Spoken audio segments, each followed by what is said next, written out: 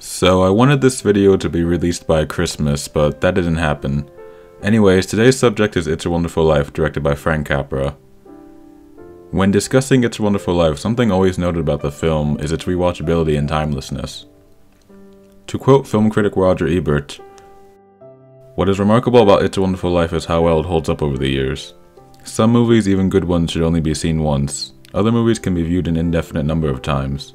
It's a Wonderful Life falls in the second category." This movie was released 71 years ago, and to this day, families still gather around the TV to watch it every Christmas Eve. So the question I have is, why has a movie released in 1946 continued to endure? What makes It's a Wonderful Life timeless? When answering the question of what makes It's a Wonderful Life so timeless, the first place to look is no further than our protagonist George Bailey. What makes George an enduring character is that we can all relate to his plight. Humans will always have an unlimited amount of wants and a desire to be greater than what they are. These desires are reflected in George. He, like many of us, has a yearning to go on an adventure and become something greater than himself. I'm going out exploring someday, you watch, and I'm going to have a couple of harems, and maybe 3 or 4 wives. Wait and see. I know what I'm gonna do tomorrow, and the next day, and next year, and a year after that. I'm shaking the dust of this crummy little town off my feet, and I'm gonna see the world! However, he feels trapped by his life in his small hometown, and something always gets in the way whenever he thinks he can escape. He has a roof over his head, a loving family, and lives in a friendly town, but is still crushed by the question, what am I doing here? He feels like he hasn't lived up to his full potential. Who hasn't felt that way before?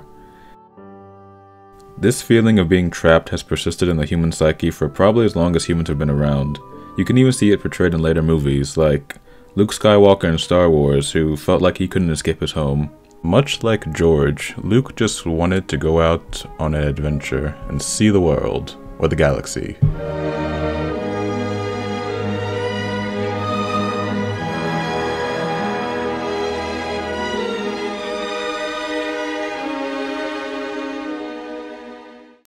Lester from American Beauty felt trapped by his family and job. This feeling of being trapped was conveyed visually by several images of Lester being behind figurative bars.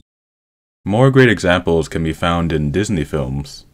I swear every Disney movie, to a certain capacity, has something to do with this feeling of being trapped. A whole new world, a new fantastic point of view. No one to tell us no, or where to go, or say we're only dreaming. This is probably due to the fact that Disney movies are aimed at kids, and kids usually feel trapped because they don't usually have much control in their life. So all that brings us back to It's a Wonderful Life. How do we cope in a world where our unlimited wants will never be satisfied? Well, Luke got to go on an epic space adventure, but that's not going to happen for most people. And Lester clearly went about this situation the wrong way. What do you say I throw in a little sexual harassment charge to boot? We can find a better answer in the story and character arc of George. Obviously, the most apparent thing we can learn from George's story is how much our lives impact others. But in addition to that, the more crucial thing we can learn from George is the importance of perspective. As I mentioned earlier, George has a roof over his head, a loving wife and family, and lives in a really friendly community. He has lived a life that some people will dream of having, but he still wants more. In the end though, despite his grand dreams, he's able to find happiness in a normal, simple life. True happiness is dependent on how we look at things. There are often many aspects of life that you don't have control over. Some of these things can be really good, or really bad. True happiness comes from accepting this and focusing on the small good things that make you happy. Sometimes the best adventures aren't traveling to exotic regions, but rather the simple pleasures of everyday life. Christmas is a time of year that can make some people so materialistic. In the midst of all this, it can be easy to neglect what is truly important and take what we have for granted.